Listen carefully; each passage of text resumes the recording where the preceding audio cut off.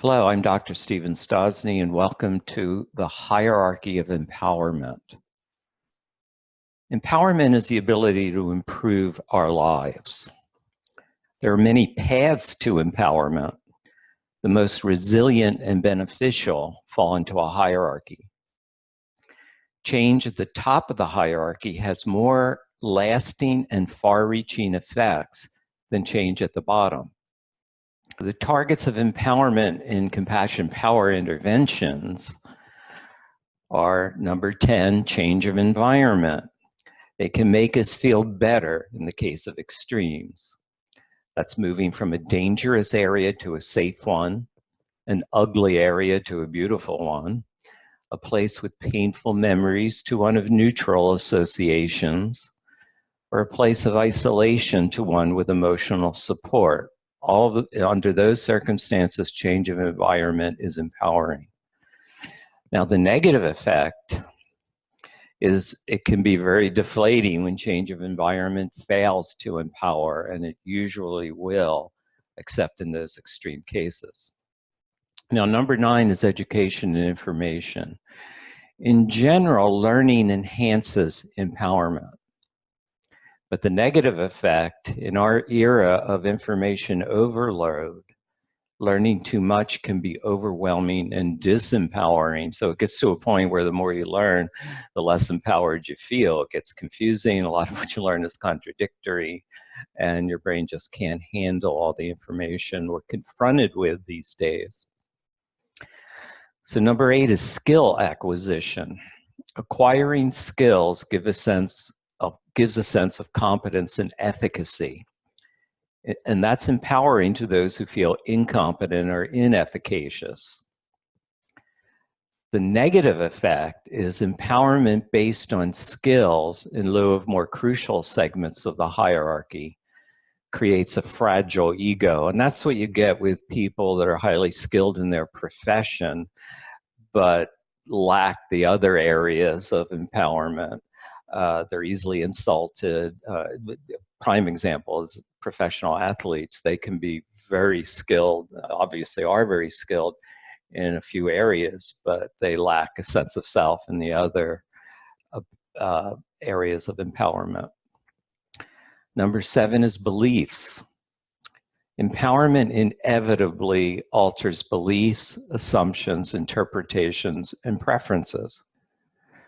The negative effect is it's possible to develop self-defeating beliefs based on racism and other dehumanizing ideologies. Number 6 is identity.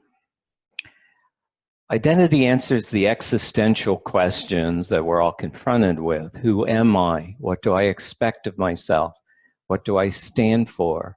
What do I expect of others? It acts as a filter for the information the brain processes.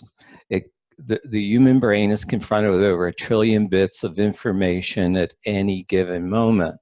So identity acts as a filter. We tend to look at information that confirms our identity and ignore information that disconfirms it. So the negative effect is, that's called confirmation bias. It makes identity rigid and maladaptive over time because you're only going to process information that conforms to it. And also, many people build self-defeating identities, such as victim identity, symptom identity. You know, who am I if I'm not depressed or anxious, or loser identity. When you begin to identify with things that you don't really like, or things that aren't really about you, or just things that happen to you, as in the case of victim identity, you actually get a sense that you're going to lose a sense of who you are if you get better. So those self-defeating identities impair healing and growth. And number 5 is sense of self. That's the experience of the self, what it feels like to be you. It includes self-concept, self-efficacy, self-nurturing, identity, and self-value. Now, the negative effect is sense of self can include viable self or I'm sorry, exclude viable self-concept, self-efficacy, self-nurturing identity, or self-value. In other words, you can just have one of those or just two of them, where a viable sense of self has all of them. Number 4 is connection. There's different connections, and humans function best when we have a little bit of investment in each of them. We can major in one, minor in another, but there's got to be some kind of investment in all of them. Intimate is your spouse, your lover. Familial, of course, is your family. Affiliative is friendship. Humans function best when they have at least one friend. Community is when you can identify or feel connected to a group of people, but not because of your individual relationships with them. It's because you share either values or goals or experiences. So that can be a neighborhood, a professional community, worship community, school community, even a sports community. And spiritual doesn't necessarily mean God or religion. It means being able to feel connected to something larger than yourself. So it can be God or religion, or it could also be the sea of humanity, some moral cause, nature, art, something that transcends your immediate selfish concerns. And the negative effect of connection is that deficits in lower segments of the hierarchy make connection insecure and often disempowering. Number 3 is emotion regulation. That's the intensity, duration, action, impulse, and meaning of motivation and feelings are adjusted internally, allowing a range of flexible and proactive emotional experience. Poor emotion regulation cancels the benefits of lower order changes in the hierarchy. Without viable emotion regulation, the most beneficial changes will fall apart at the first turn of guilt, shame, and anxiety. Now, we're not usually aware of guilt, shame, and anxiety. What we're usually aware of is the way we react to them, which is resentment, anger, addictions, and compulsive behavior. So without emotion regulation skill, no matter how strong those other areas, the lower areas of the hierarchy go, they're not going to last without emotion regulation skill. And number 2 is emotional habits. Now, why are habits so high on the hierarchy? Because they seem to be running on autopilot, and indeed they are. Habits are the default processing of the brain. That's what your brain does automatically without conscious attention, without thinking about it. They're formed by repeated use of a coping mechanism, emotional habits. Maladaptive coping mechanisms are blame, denial, and avoidance. Those begin in, I call them the toddler coping mechanisms, because they begin at age 2.